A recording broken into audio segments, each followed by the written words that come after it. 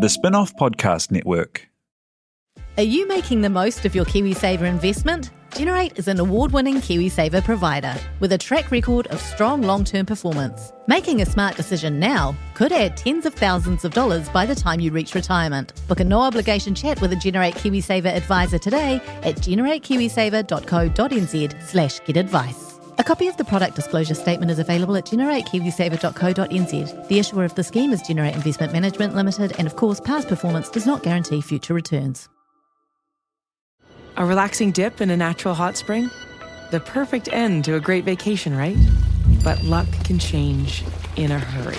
I could feel that hot, bubbling, and acidic mud essentially just burning through my skin. And when you're stuck, you hope someone's there to help you get out. She can lose blood pressure. She can lose her pulse. I was like, not okay. You're not going to die here. Search for Tell Me What Happened, an original podcast by OnStar, to hear true stories about people who take risks to help others.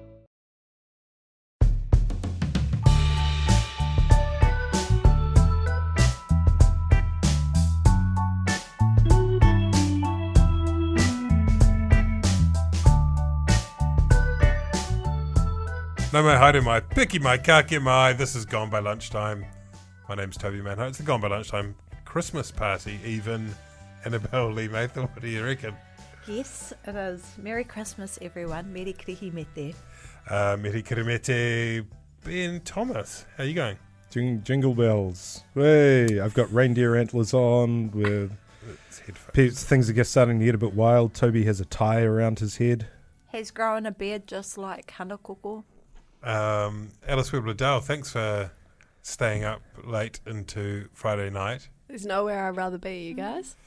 Thank you so much. If we mess up this opening, let's just do it all again. It'd be fun. Listeners, this is maybe the third or fourth time we've started this podcast after one or other of the participants has said slanderous things. I feel like the other one was violent. Want to say thank you to Flick Electric, who have been sponsoring this podcast in all of the politics section all year. They're awesome. Check them out. Flick, go through from any politics post on our site. And so just keep advertising things. We've got a book out for Christmas. If you like books and you like the spin-off and you like other people, you should give it to your loved ones. If you know some nerds, they'll love it. Speaking of nerds, has anyone bought any of the badges? Oh, yeah. Yeah, I think we've almost run out of badges. There's something which I might be meant to say about how if you listen to our last podcast, there was a URL in there that you could put in to become a member and get a free badge. No, it's www.thespinoff.co.nz/Gone by Lunchtime. Oh, yeah. Because I thought that was the URL to listen to myself on a podcast, and I went to it and it just asked me for money. Oh, did you pay? Absolutely not.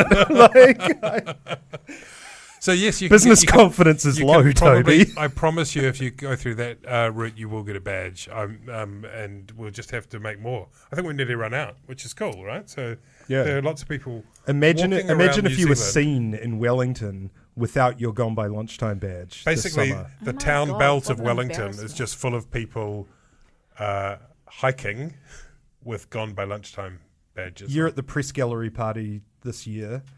You've begged an invitation from the current chair, and you've turned up, and suddenly you walk in and you realise that you're the only person without a Gone by Lunchtime badge. Yeah. Awkward. Weird though, because I was in Wellington the other day and I didn't see anyone wearing them, and even weirder, I walked down Lambton Quay and no one. I feel like the wind was in your hair. I think it was a gale. You probably that's probably what see it was. because of the wind. Yeah, that's probably what it was. It's been very weathery. It has been weathery. You've just flown in from Wellington, haven't you? I have, and actually I saw Martima Davidson. She was sitting in front of me on the flight, and she showed me some photos of her new mokopuna, who is like the most outrageously gorgeous child with bright green eyes. So she's come up with a new campaign strategy, and that is that she doesn't go around kissing other people's babies. She takes her mokopuna with her and invites voters to kiss her mokopuna. I'm like, genius, love it. Better get it vaccinated before She then. does have lots of children, doesn't she? She does have lots of children. She's got and now 6. Is it 6 or 7? And now Something she's like got a gleaming little jewel of a mokopuna with green eyes. Is that allowed? Like, that seems like, is that allowed within electoral rules to just produce voters in that fashion? Ben, you're an expert. Treating? I think the rule against treating is you're not allowed to like give voters anything. No, So I think if you went to like, you know, the demographic that's largely consists of my mother and her friends and like offered to give them like a grandchild, that would be treating, and you would definitely get their vote. Yeah. Dangerous though. Yeah, but otherwise just flashing it around I think is fine. Okay. Don't tell anyone. New Zealand First will be doing it. Where's it, he or she? Little girl. Oh, little girl, okay. Cutie pie. We have, I mentioned it's Friday night. We now had a party. Today, the news in politics has been all about Chris Farfoy, who last night's 6 p.m. news on 3 on News Hub revealed that he'd been engaged in a conversation with his personal friend, the guy from Op Shop. In fact, we were talking about Op Shop on a recent podcast. They were like a thing, right? And Jason Kerrison. Jason They were a Kerrison, thing. yeah. Until he retreated up north to build his ark. Was it an ark or a bunker? It's an ark. Well, it was called an ark, but it's more like sort of biodome. Right. And I think, you know, that's the outside to resist the coming apocalypse. Yeah. And Was then- it a Mayan apocalypse or just a inside nuclear is, one? Indeterminate. And inside, in the inner perimeter, a fort made of tinned food from where organic tinned food. Jason Kerrison's command centre from which he Facebook messages government ministers. Yes. So Jason Kerrison, unsuccessful local body politician and musical artist, had a situation where his stepfather had been refused immigration, and he went to his family friend, Chris Farfoy, and said, Old Farfs. Old Farfs, as Whānau. as Bro. he's known by some, bro, Whānau. That's those were extracts from the text exchanges between the two gentlemen. And we don't know, we can't say with certainty how they found their way to News Hub, but we do know that the last sort of, if you read the texts which were released today, the sort of last 5 are from Kerrison, and sort of going, hey, and silent at the other end until he says, Not even the little bubbles coming back. You know, the little bubbles when someone's taking it. Right. Not even those, just not like radio silence. and then he said, well, I might just have to The go last to go message is take from a Chris peek to the Farfoy, media, which is like, hey, Kerrison. thank you for so much for reaching out. But the other thing that was missing there, I don't know whether those accounts of the discussion had failed to include them, and if they did, then that's a very serious issue in itself. But there were no emojis, whereas Richie Hardcore's text to the Prime Minister, which was released some time ago proactively by the Prime Minister, included a prayer emoji. But Richie Hardcore got no response. Jason Kerrison did get a response. Ben, do you want to expound your theory of minor celebrities and their engagement with government? Yeah, so I think the first thing to get out of the way is that Farfoy is probably safe here. So he had been Associate Immigration Minister. When you're the Associate, you actually take on a lot of that grunt work of personally approving applications in hard cases. It's much more operational than the overall Immigration Minister. He ceased that role in June 2019 when he was sort of Given a given promotion. half of all the portfolios in government because he's one of the only barely competent people in this government. Given housing and broadcasting. Housing and broadcasting, Yeah. big step up. Bit of housing. And then the first messages from Kerrison on record appear in August, beseeching him to help out under personal circumstances. Farfoy is far too engaging with Kerrison, who is obviously a madman. He's... Well... I mean... Yeah, an uncharitable person might say that he fanboyed a little bit. Yeah, look, there is this issue. He was when you actually read the text, which was released today, it's defensible. He says, "Oh, bro, I've got a plan. It's not for broadcasting on Facebook." But the plan is actually just that Whāwhoi will call up local MP Matt King from Northland and ask him to write a letter to the immigration authorities, which is actually the normal thing for constituency MPs to do for their constituents. Local MPs don't have any real authority. They're just sort of like, I'm just doing this, on behalf of my electorate. Well, just wait, just stop for a sec. He did say he would talk to the people that speed things up. It's a quote. He said, "I'm on it, bro."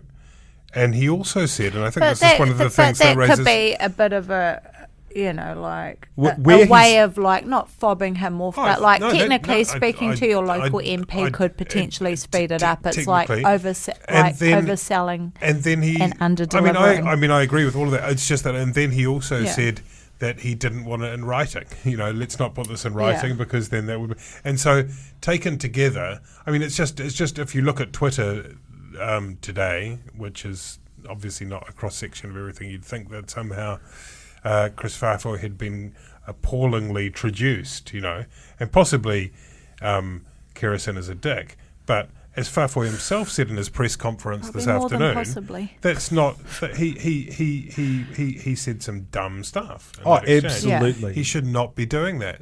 That does not meet the standard required of a cabinet minister. I think there's two things to look at. The first is, was he in any position to actually provide any of this assistance that Jason Kerrison obviously believed he was promising? And the answer is he didn't. He wasn't the immigration minister. He wasn't the associate. I don't think that's material at all, Ben. Well, no, I mean, Nick Smith wasn't necessarily in a position to when he was. You don't have to. Well, have the power to do it. No, Nick Smith was. He resigned because it was within his portfolio. So I think that's what saves Whāwhoi. Otherwise, he would absolutely have to go from cabinet. In this case, he is guilty of loose talk because one of the handicaps that this government has is that it seems to have either purposefully or accidentally cultivated this retinue of eccentric New Zealand B-list celebrities who are very unsophisticated in their understanding of politics, who think that it's just a normal thing to do to email old mate and ask him for a few favours to speed up government processes or cut corners. At this point, we've got Richie Hardcore messaging the PM about Karel Schrubeck. We've got Whāwhoi and Kerrison. We've got the PM again with, what's his name, Tom Scott from Avondale Homebrew. Record. And it's almost become a bit of a pattern. You see it again, the Prime Minister, spilling the beans on Donald Trump to Tom Sainsbury, who then immediately went on radio and recounted this embarrassing story. And they're far too close to these sort of these entertainment figures who, one, really bear out why you should never listen to anything musicians or actors say about politics, and two, it just shows that to me it suggests that their priorities are a little bit in the wrong place, that they do seem to have a bit more access by dint of being D-list, New Zealand Herald spy celebrities than ordinary people or subject matter experts do. Yeah, it's kind of an interesting insight into, being a politician in the digital age. Like, on one hand, when those guys are all in opposition, they need, those B-list celebrities to be, talking them up and networking on their behalf and all of that stuff. But the problem with being a politician in the Facebook era is that it's really difficult to... you can't stop people from contacting you and trying to engage with you, and it's a lot hard to ghost them. I think, it shows a gross sense of entitlement on the part of Jason Kerrison, and the fact that he spit the dummy just 4 or 5 months after he initially contacted Whāwhoi when people literally wait for years and years and years to try and get their immigration cases settled, you know. The other thing I think it shows, I think Whāwhoi is guilty of two things, which is one, not clearly friend zoning Jason and shutting it down, and as he said, the language and the way he communicated was dumb, but also a questionable, it shows questionable judgment of character, I think. And I think when you're in a leadership position, you have to be a lot more judicious around that sort of stuff. I don't believe that he did anything shady on Jason's behalf. I think it's one of those issues that will quickly pass. I think he did a very good job in the press conference today, but, it's something... I think you're totally right, Annabelle, with the fobbing off point, what we were talking about in the office today, and it's... I think that really it was a bit not that different to saying to someone, well, totally, we've got to catch up, we'll have a beer. Yeah. And you have no intention of doing that. Now, admittedly, that's not normally, you're not speaking as a cabinet minister, so it doesn't matter so much, but it sounded a bit like he was trying to placate him or humour him or whatever. I would, though, say, on the the broader point of the Richie Hardcore point and the kind of idea that there's this kind of social harem of B-list celebrities, the only thing I would say against that, although I half wrote that today, I will take that on board, is that the text from Richie Hardcore, the reason there was no response to that. So the idea that someone didn't respond to a text message should somehow be part of a pattern of misbehaviour is weird. And the other thing to say is that under the last government, John Key was open about how he got, I'm paraphrasing, a cross-section of the views of ordinary New Zealanders by standing in the Koru Club and listening to them. So, the idea that there aren't people in the ears of government all the time, probably in a way. Yeah. I mean, when Whāwhoi says to this Kerrison dude, don't put it in writing, that's a thing that people are a bit more sophisticated and a bit more wealthy and a bit more powerful know automatically. They know you do that fucking stuff in the Koru lounge and you go, hey, how you doing? You know what, you've got to sort something out about X company or X regulation or whatever. You're not so dumb as to stick it in a direct message in Facebook or Twitter. Yeah, that's right. And I think that's where it comes down to a judgment thing. I think you're right. I don't think Richie Hardcore has any influence over the government. I don't think Jason Kerrison has any influence over the government. But it shows a lack of judgment to not just shut these people down and just say, look, it's not proper for you to message me about this. It's not appropriate for you to send me a prayer emoji asking for friends for your, favors for your kickboxing friend. And I think Annabelle's completely right. Again, judgment issue on Whāwhoi's part. Jason Kerrison is building an ark in Northland. He thinks the world is going to end within 5 years. He has nothing to lose. Of course he's going to leak the correspondence. Let's move swiftly on. The Labour Party. This is not the first thing to have hit the Labour Party in what's been a difficult year, in the year of delivery, I think it's fair to say. It's like the delivery of a baby, because babies, I've had 5, they're really hard to deliver, quite painful in fact, and that's been reflected in our... Right, imagine if you had to do that all year. She should have called it the year of crowning. And that would have been perfect. Similar. Yeah. What were we talking about? The year's not over. Plenty of time to cram the night before. A big week in December 24 to 31 for this government, I think. The Labour Party had its conference in Whanganui on the weekend, which was mostly seen as kind of a success. They had a good time. They rolled out the hits, did the... Jacinda Ardern did the whole 2 minutes of achievements track that's been very popular in the international charts, and everyone cheered, and Grant Robertson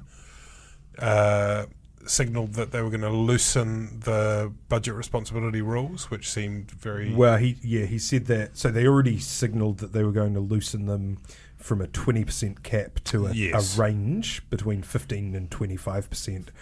But what they said is that they are going to actively bring forward invest in infrastructure spending. Borrow. So borrow hard for infrastructure, which pretty much everybody had been saying was a good idea, and paradoxically is something that will probably help them in the business confidence numbers, which has been one of the problems for the government, while the National Party is opposing it. A real misjudgment from National there.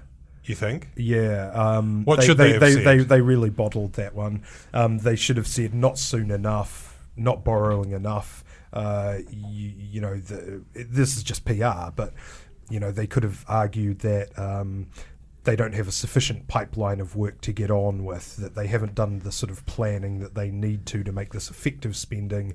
This is just a budget year spend up, and that an election year spend up, and that it won't have any real benefits for the economy. Instead, they're saying we don't need to borrow for infrastructure, which everyone in the business community disagrees with, the Reserve Bank disagrees with, most serious commentators disagree with, and I think it was a real misjudgment on their part. What do you think, Annabelle Lee Mather, on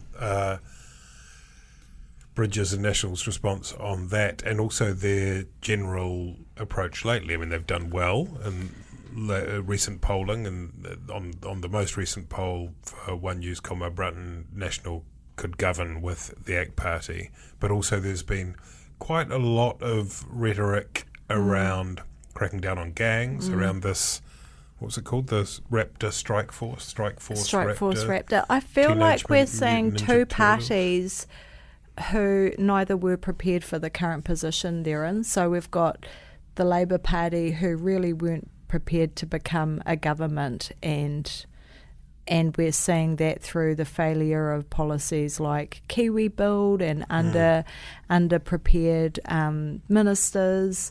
And then similarly with National, we're seeing a party that wasn't prepared to be in opposition. So rather than coming up with really compelling policy, we have Simon waxing lyrical about Strike Force Raptor, which has been widely discredited in Australia as being an absolute failure in dealing with their gangs. This is the police sort of special forces squad that is designed to crack down on gangs. Yeah. All the talk about gangs at a time when actually New Zealanders are becoming slightly more enlightened about them as a result of media coverage. Are you okay?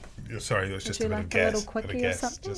You're sorry. right. As a result of, issues such as historical abuse in state care facilities, which were, where the origins of our gangs can be found. And so it kind of hit a bung note. And when you're getting owned by Auckland University, when you're describing one of their someone as a sweary bear who's actually a Yale graduate, like Simon was on Twitter the other day, it just doesn't inspire huge confidence, does it? I agree with all that. I quite like the sweary bear line. I think sweary bear is quite good. Like, I would invite sweary bear. I like sweary bear. I don't know him, but I would invite him to the Gone by Lunchtime Christmas party if I had his number. It's just when you're trying to make out something so really the silver bullet, and it really isn't, and lots of top experts in the area are shooting it down, and then you try to shoot them down and you just get shots. Is it like, it feels a bit like an old-fashioned wedge issue that on Law and Order? It really does. The interesting thing I think about it is that Labour is not soft on gangs. Labour have put more money into criminal proceeds recovery, which is actually the most effective way of targeting gangs right now, because it hits them in their financial asset base. And plus they hate it when you confiscate, their motorcycles and their cars. Who doesn't hate that? There are more police on the force. There are still anti-gang initiatives. Stuart Nash is certainly no gang fan.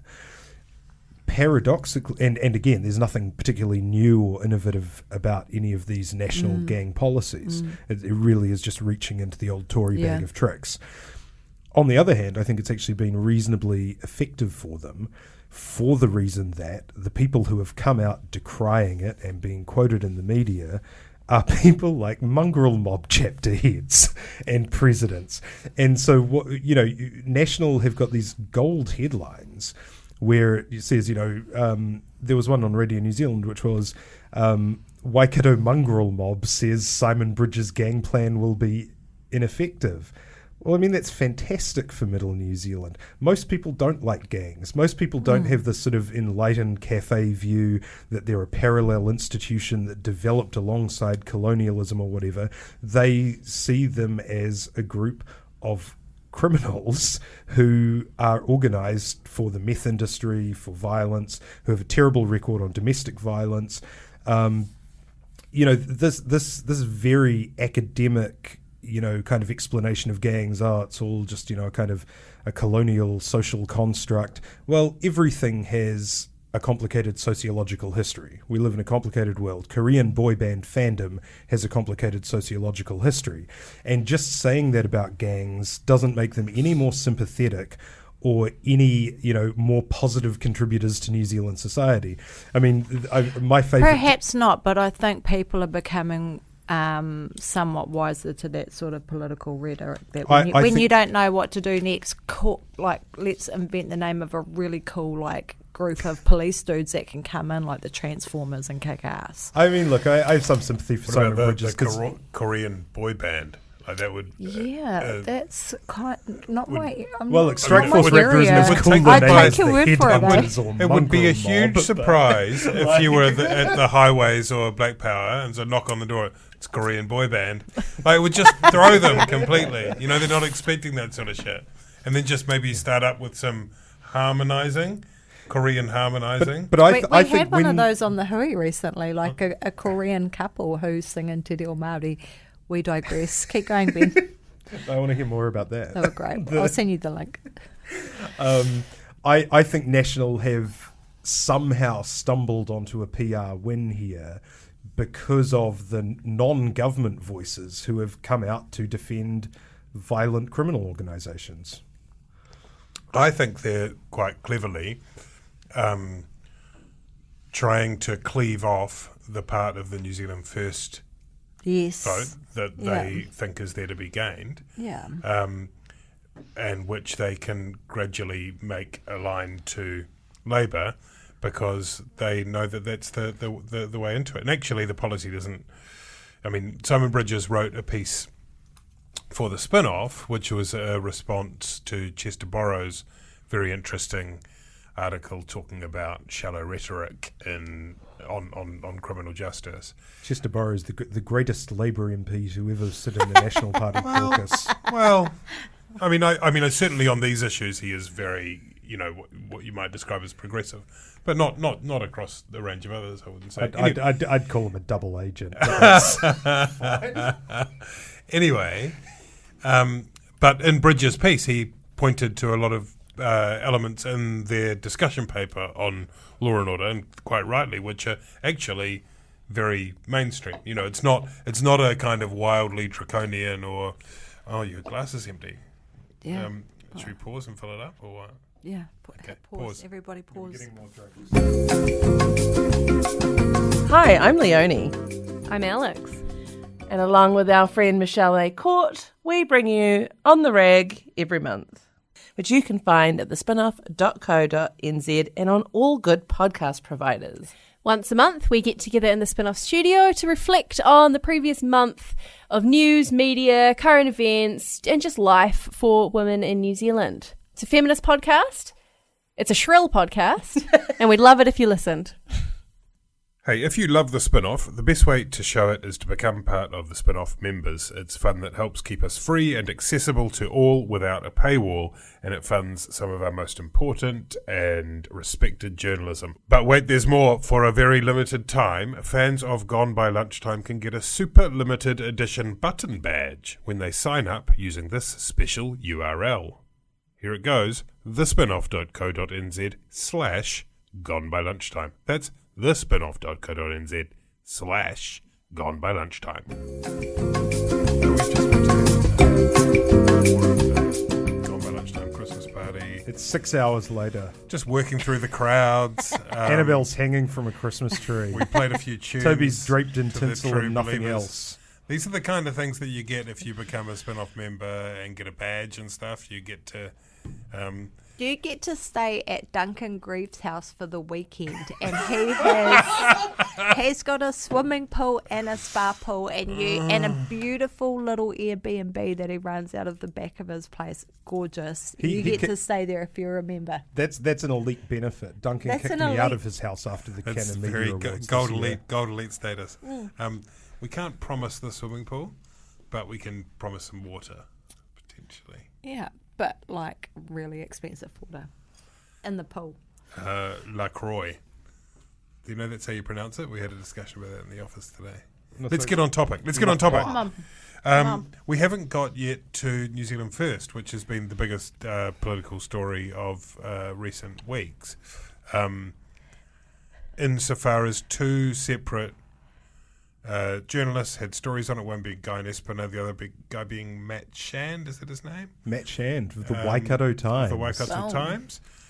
In a way, Shane Jones is reviving the provinces because the biggest political story of the year came from whatever the hell the Waikato Times is. And I mean, his story, he's done some really impressive work on it, which included being told to go and find a dossier of material in a skip, in a Burke's bin, and it was in a wine box, which of course was rather, I mean, the whole thing feels very fourth series of New Zealand politics.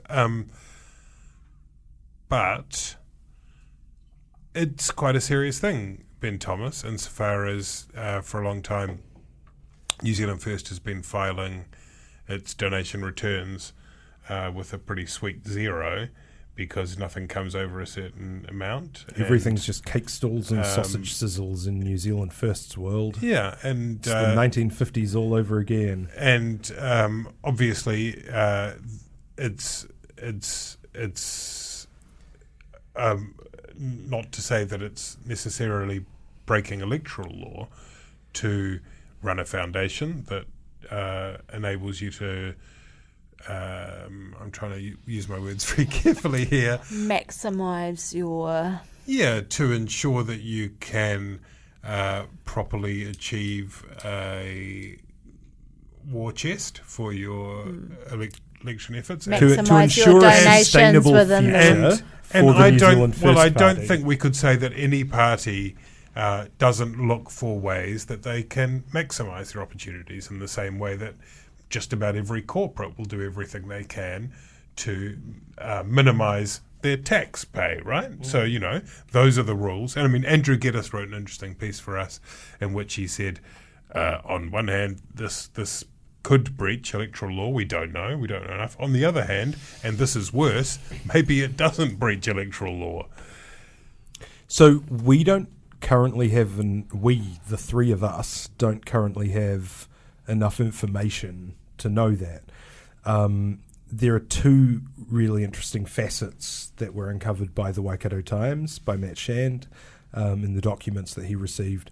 The first is that large loans, we knew that large loans were given by the New Zealand First Foundation to New Zealand First. What we didn't know was when they were paid back, and the timing on those seems interesting.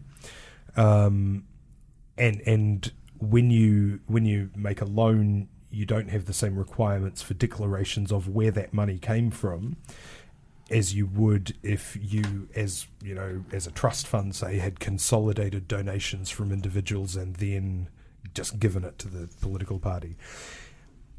From my reading of the journalism on it, none of the donations were above $15,000, and so probably wouldn't have had to have been declared individually in any case. Then there's the other matter, which is that the New Zealand First Foundation appears to have been paying out of its own pocket for expenses by New Zealand First MPs and the party that were not declared on pecuniary interests registers by the MPs and weren't declared by the party, where these weren't the loans that were in question. And those are the things that the Electoral Commission will be looking at really closely. it really is an echo of, you were talking about the fourth season. It really does seem like the fourth term of the Labour New Zealand First government, or the Labour government, carrying on from 2008, where they were sunk by a donation scandal Yeah, I was involving going New to Zealand say First. that Winston's response to it too reminds me of the petulance, the bluster reminds me of the Owen Glenn scandal with the big no sign, and it seems like the tighter the spot that he's in, the more kind of outrageous behaviour the behaviour is, like hanging up on Lisa Owen the other night. I'm not sure if you guys heard that. Did hear that, yeah. I was like, wow. I mean, Lisa's been in great form recently. Just as an aside, did you hear her destroy the Lime spokesperson? Oh, that really was criminal. That was a death live on radio. I thought she was going to have to make an ex gratia payment to the surviving family members of the Lime spokesperson. Totally agree with that, Lisa Owen. You are a hero of the year, politician of the year, media personality of the year, Lisa Owen. Gone by lunchtime. Yeah. There's the award right there. Winston Peters, as you both say, has been bringing out his strongest Muldoonist side. Muldoon being the great counter-puncher, the great counter-attack. And he has been calling journalists psychos. He also called journalists werewolves, which I thought was quite good. That's true. We are. And one tweet You that I did haven't that I don't seen me think got under enough the full love moon. was, I think I quote tweeted you, like New Zealand First being attacked by werewolves. Isn't that the plot of the Underworld movies? Haven't seen them. No, It's quite good. Take your word for it. It's like a vampires werewolves. I feel It's funny. like Okay, just cut that bit out there. We've always known that good, he's though. like super petulant, but it's becoming Trump-esque in its outrageousness, in my opinion. And I'm not sure, like I reckon there's a section of boomers that, who love that he refuses to be held accountable and, is so dismissive of anyone who tries to do that. But I think there's kind of less and less tolerance for that flavour of politics. And the Prime Minister kind It's of less gave and less the game entertaining. away. She, by saying that with Shane Jones's recent comments about immigrants, the Indian community in particular. God, what the fuck was that? Yeah, and she said if he was a Labour minister, she would have disciplined him. But as a New Zealand First Minister, it's not really any of her business. And I mean, that really does betray the huge amount of power that New Zealand First have in this government, and the way that they can basically just ride roughshod over sort of expectations of just normal behaviour from our representatives. I think it would be interesting as sort of a thought experiment if we imagine that what we were talking about earlier with Chris Farfoy had been a New Zealand First member of cabinet, and whether or not Jacinda Ardern would have. I mean, she gave him a good. The father-in-law would have. Bro, that would be a good day for New Zealand First.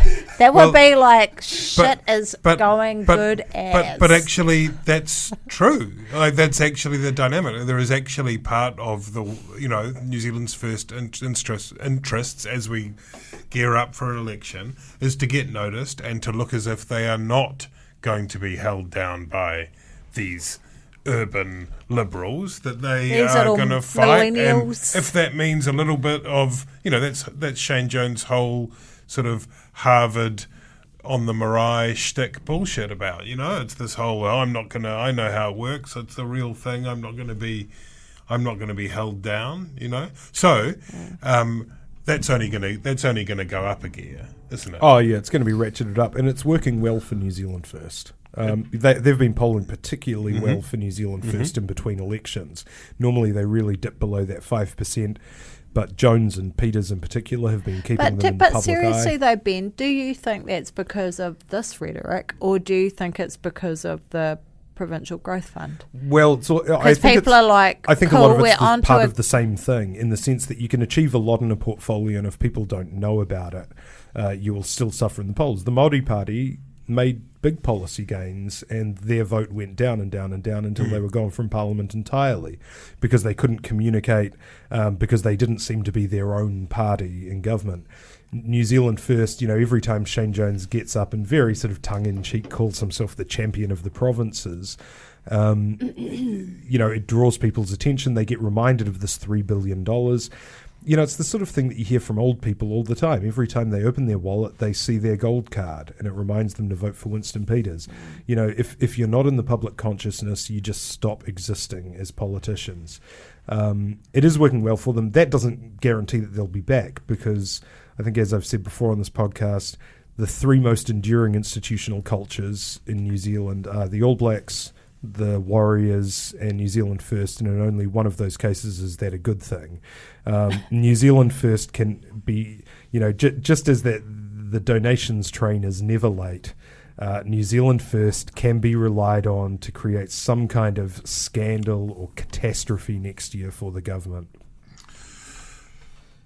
Speaking of next year, we have also had, in this rather busy week in politics, the publication of the draft bill for the referendum on the legalisation and control, I think is the way it's described, of cannabis. #referendum, #cannabill. Wow. Can we make sure we include those in all the social posts, please, Alice? That seems like something that... For 2020. I imagine that will be a good way of reaching the youth. As a cool dad, I'll be voting for the decriminalisation.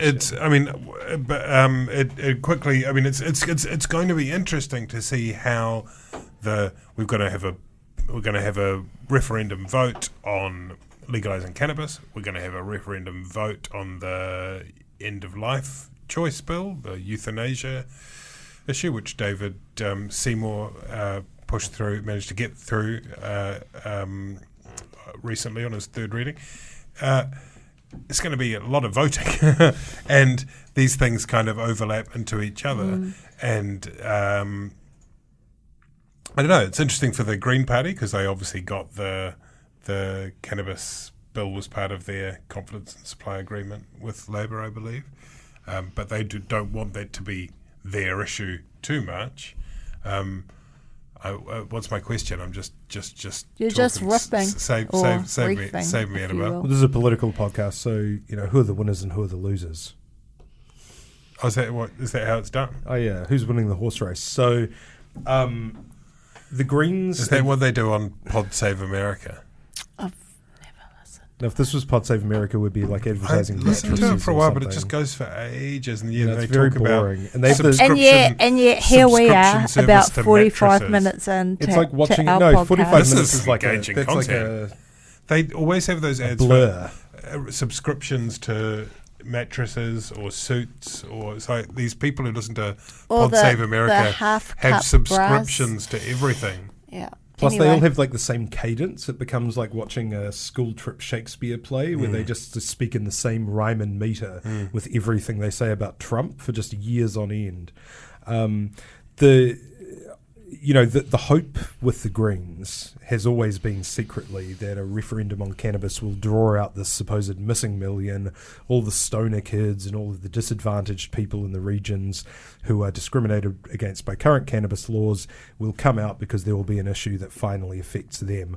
I think that's not true. I think politically disengaged people will remain politically disengaged and will be turned off by the finer points of the debate. You don't think there's going to be a slight lift, Ben? There's got to be a lift. There definitely, it won't be the missing million, but it might be the missing 100,000, surely. I'm skeptical. I haven't seen any figures on it, but the missing 50, Uyghurs 50, the forgetful 40 who have previously just kind of slept in or been distracted watching Kroll show. Political scientist Ben Thomas is going to give us 40. It'll be counterbalanced by sort of at least 100 or so super annuitants who are worried that their kids are going to try and kill them if the euthanasia bill passes.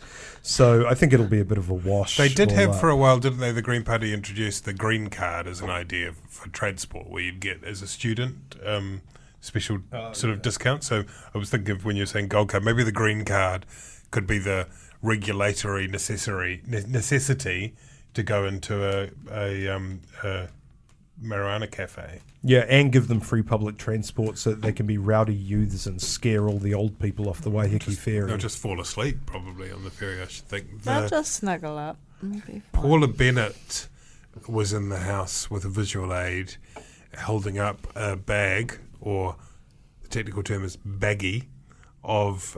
Is that really the technical term for weed in a bag, Yeah. though? Baggie. Yes. Isn't that more like Absolutely. powdery shit? No. I am not taking part in any discussion where other people over 40 discuss the technical slang for marijuana. It's embarrassing enough online, and we're not going to perpetuate it It's here. the chronic, Ben. Everybody knows that's what it's called. Paula Bennett, the deputy This leader whole of the debate is National Party, mortifying. held It's it. just- You're the one who began with your, I'm just doing a joke with my hashtags, because you're so desperately anxious about not being seen to be that. Whereas me and Annabelle, We know we're cool. we know what's going on. We're fucking connected to the youth. Cute. Everybody just needs to Paula clear out Bennett. and leave it to doctors and Chloe. I- Just so that... Because, like, seriously, it's so awkward seeing, like, a whole bunch of, like, 50-somethings whose every sort of pronouncement about the weed referendum is kind of has this implicit kind of, hey, you squares, why don't you get hip to the groove of decriminalisation?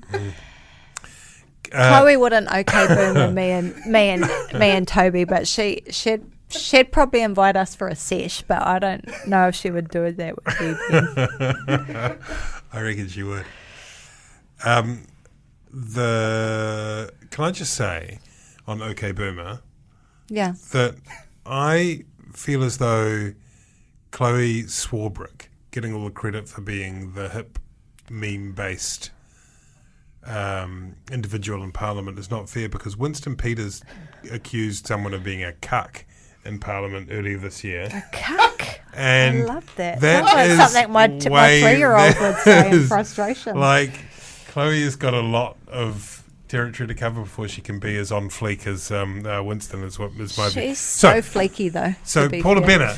Where is the National Party Incel caucus going on these referenda? Paula Bennett stood in Parliament with the baggie.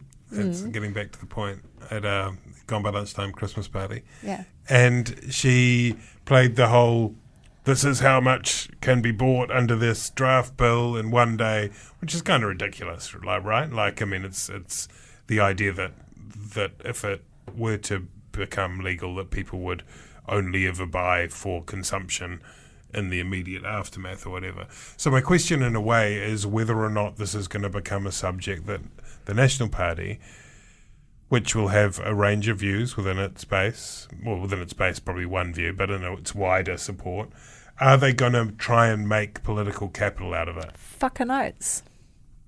Is it going to become... Of course.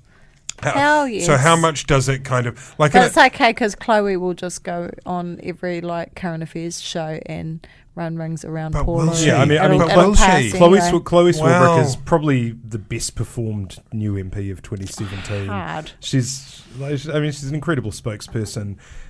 Anything that boosts her profile during the election is good for the Greens. I think I think she's seeking the Auckland Central candidacy as well. So that Sounds again like it. Ooh.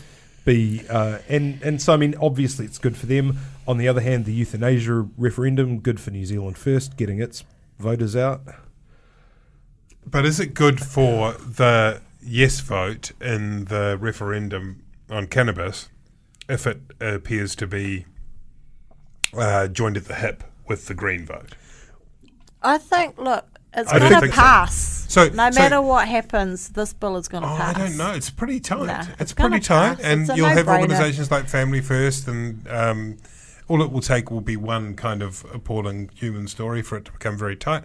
I mean, I think that's why Chloe Swarbrick is a really good front person for it, because she's not a Morris dancing green. She's very she doesn't disarming. look like a dirty hippie. She's or very disarming. anything. She's also very also articulate, and so there isn't this worry that it will be sort of seen as a kind of old shine on you crazy diamonds tie-dye sort of issue. She's doing it very smartly, which is approaching it as like a health issue. She's been very careful to say we're not trying to encourage anyone to smoke weed. We know that marijuana is bad for you, and not trying to basically earn cool points by doing it, which I think some of the other people involved as talking heads could probably learn from. I guess, and we won't prattle on about this much longer, but I guess that I feel as though in a perfect world we could have a debate about cannabis and whether or not it should be legal, and just have that kind of in a separate domain to the broader election, and maybe the same with the end of life. But I don't think there's any way that's going to happen. These things are going to cross-pollinate and become very murky in a campaign, aren't they? I don't think they will cross over too much into the mainstream voting, except in as much as the end-of-life choice referendum will help David Seymour. That will boost his visibility. Yeah. Same thing again with Chloe Swarbrick with the Greens. That will help them because she'll be more prominent in the media, and that's a good look for the Greens. But I think it'll have a pretty marginal effect on the way that people vote, party-wise. Shall we next year get some politicians in here in the pod? We should get Chloe Swarbrick in here, get Simon Bridges in here, Matt King, get Cinder Ardern in here. Get Matt King. Why don't we invite them, but we make them do something like they have to bake a cake or their favourite slice, or bring us gifts. Right. Is that another and we cannabis can use joke? That, and we can use that to judge them as humans and their worth. I think that's. Do you like that? We should. They have to bake us something, or do a craft project. Oh my god, a craft project! I love that. Then we can put it up on the wall and have a collection of them, and then maybe Matt King has to do a macrame Annabelle Lee doll. Yeah. Then like a paper mache Ben Thomas. Look, why not? So if you are a member of the House of Representatives and you really want to be on Gone by Lunchtime, you can get in touch. Just get in. If you're Jason Kerrison, you can also come on, or Richie Hardcore. Unfortunately, the studio has an airlock door. It's basically a bunker. He'd be safe as in here. Yeah. Honestly, he'd never feel more nothing you say we will here. share with anyone except our audience. It's kind of that perfect. That's the Gone by Lunchtime Christmas party. Should we do another Christmas party late in December? We'll see how we go. Yeah, I think maybe we should do another one. This should be a pre-Christmas. Because we haven't really reviewed the year. We should probably do that. People want that. Yeah, let's do that. But in the meantime, thank you very much for listening to us. It's so long. This feels like it's gone a long time. Thank you for staying up, Alice, with us. Thanks, Alice. I'm Toby Manhire. That's Annabelle Lee Mather. She's our Christmas tree angel, our darling Alice. Bless her cotton that's socks. Ben Thomas there.